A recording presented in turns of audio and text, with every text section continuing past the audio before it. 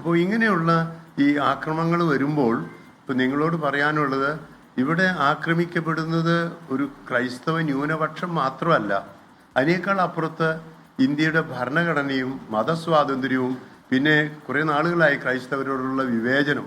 ഇപ്പോൾ ലോകത്തിൻ്റെ വിവിധ ഭാഗങ്ങളിൽ തന്നെ ഈ അടുത്ത കാലത്തായിട്ട് ക്രൈസ്തവർക്കെതിരെ ആക്രമണം കൂടിയിട്ടുണ്ട്, ഇന്ത്യയിലും ഉണ്ട്. അപ്പോൾ അതുകൊണ്ട് ഇങ്ങനെയുള്ള ഈ ആക്രമണങ്ങളെയാണ് ശക്തമായ രീതിയിൽ പ്രത്യേകിച്ച് കണ്ടം ചെയ്യാൻ, അത് ശരിയല്ല, ഇത് തിരുത്തേണ്ടതാണെന്ന് പറയാൻ നിങ്ങളോട്. ഇന്ത്യൻ ഭരണഘടന ഏറ്റവും മനോഹരമായ ഭരണഘടന. ഇവിടെ വിശ്വാസം സ്വീകരിക്കാനും ജീവിക്കാനും പ്രചരിപ്പിക്കാനും ഒക്കെ അധികാരമുള്ള അവകാശമുള്ളൊരു സ്ഥലത്ത് ഹ്യൂമൻ റൈറ്റ്സ് ആണ് ഇവിടെ സാധാരണക്കാർ വെറുതെ പോകുമ്പോൾ അവിടെ പിടിച്ചു നിർത്തി ആക്രമിക്കുന്നു. മതവിരുദ്ധത്തിന് ഈ ആൻറ്റി കൺവേർഷൻ ബില്ല് എന്നുള്ള പേര് പറഞ്ഞിപ്പോൾ പല സ്ഥലത്തും ഉണ്ടായിട്ടുണ്ട്. നിങ്ങൾക്ക് തന്നെ അറിയാം ഈ കഴിഞ്ഞ കാലത്ത്. ഇപ്പോൾ അത് കൂടിക്കൊണ്ടിരിക്കുകയാണ്. ഓരോ സ്റ്റേറ്റിലും പല തരത്തിലാണ്. ഞാനൊരു രാഷ്ട്രീയ പാർട്ടിയെക്കുറിച്ചും പറയുന്നില്ല, ഇപ്പോൾ ആരെക്കുറിച്ച് വ്യക്തിപരമായി പറയുന്നു. പക്ഷെ ഇങ്ങനെയുള്ള ചെയ്യുന്നത് സ്വതന്ത്ര ഭാരതത്തിന് ഒരിക്കലും ഭൂഷണമല്ല. അതുകൊണ്ട് ബന്ധപ്പെട്ട അധികാരികളോട് എല്ലാവരും, ഏത് സ്റ്റേറ്റ് ആണെങ്കിൽ സ്റ്റേറ്റിൽ, കേന്ദ്രമാണെങ്കിൽ കേന്ദ്രം, ഇങ്ങനെയുള്ള ഭരണഘടനയ്ക്കെതിരായ ആക്രമണങ്ങളെ, മതസ്വാതന്ത്ര്യത്തിന്, ന്യൂനപക്ഷ അവകാശങ്ങൾക്ക്, പ്രത്യേകിച്ച് ക്രൈസ്തവരോടുള്ള അവഗണനയ്ക്ക്, ഇതിനെതിരെ ആവശ്യമായ നടപടികൾ എടുക്കണമെന്ന് സംസ്ഥാന കേന്ദ്ര സർക്കാരുകളോട് അഭ്യർത്ഥിക്കാൻ കൂടിയാണ് ഈ അവസരം ഞാൻ ഉപയോഗിക്കുന്നത്. ഞാൻ ഭാരത കത്തോലിക്ക മെത്രാൻ സമിതിയുടെ അധ്യക്ഷൻ എന്ന നിലയിൽ നേരത്തെ പല പ്രാവശ്യം പറഞ്ഞിട്ടുണ്ട്. ഇത് ഞാൻ കഴിഞ്ഞ പ്രാവശ്യം പറഞ്ഞതുപോലെ മോഡിജിയെ പല പ്രാവശ്യം കണ്ടു, അദ്ദേഹത്തോട് പറഞ്ഞു, അദ്ദേഹത്തെ എഴുതി കൊടുത്തു. ഭാരതത്തിൻ്റെ രാഷ്ട്ര നിർമ്മിതിക്ക് ആനുപാതികമായി ഏറ്റവും കൂടുതൽ സംഭാവന നൽകിയിട്ടുള്ള സമുദായമാണ് ക്രൈസ്തവ സമുദായം.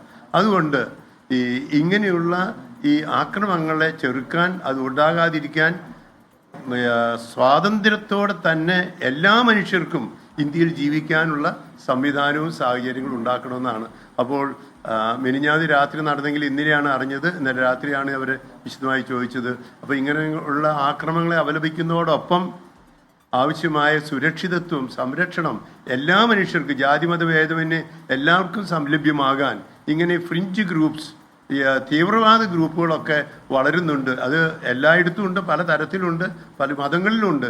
അതൊക്കെ നിർത്തലാക്കി എല്ലാ മനുഷ്യർക്കും സ്വാതന്ത്ര്യം ഉറപ്പാക്കാൻ, മതസ്വാതന്ത്ര്യം ഉറപ്പാക്കാൻ ബന്ധപ്പെട്ട സർക്കാരുകളോട് പ്രത്യേകം ഞാൻ അഭ്യർത്ഥിക്കുകയാണ്.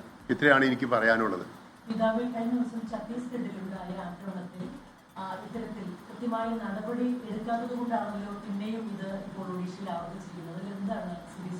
അതുകൊണ്ടാണ് ബന്ധപ്പെട്ട സർക്കാരുകൾ, എല്ലാ സർക്കാരുകളോടും, ഞാൻ ഇപ്പോൾ സംസ്ഥാനവും ഇതിലുണ്ട്, അവരോട് പറയുന്നത് ഇന്ത്യൻ ഭരണഘടന കാത്തു സൂക്ഷിക്കാൻ സർക്കാരുകൾ നടപടിയെടുക്കണം.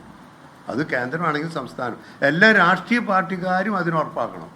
അതുകൊണ്ട് ഞാനൊരു രാഷ്ട്രീയ പാർട്ടി പറയുന്നില്ല, എല്ലാവരും അവരവരുടേതായ രീതിയിലുള്ള വ്യാഖ്യാനമല്ല, സത്യം അറിഞ്ഞ് ഇത് ഇന്ത്യയാണ്, ഇന്ത്യയുടെ സ്വാതന്ത്ര്യമാണ്, ആ സ്വാതന്ത്ര്യം സംരക്ഷിക്കപ്പെടണം. അതുകൊണ്ട് ഇങ്ങനെ ശരിയാണ്, ഇന്ത്യയിൽ ക്രൈസ്തവർക്കെതിരായിട്ടുള്ള ഒരു ആക്രമണങ്ങൾ എന്ന് തന്നെ പറയാം. അത് ഇന്ത്യയിലും ലോകത്തിൻ്റെ വിവിധ ഭാഗങ്ങളും ഉണ്ട്. ഇപ്പോൾ ഞാൻ മറ്റ് സ്ഥലങ്ങളിൽ പോയിരുന്നു, അവിടെയും ചില രാജ്യങ്ങളിൽ ഇത് ഉണ്ട്.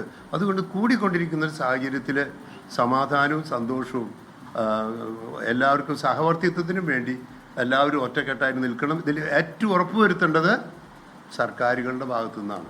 ആര് ഭരിച്ചാലും, ഏത് രാഷ്ട്രീയ പാർട്ടി ഭരിച്ചാലും.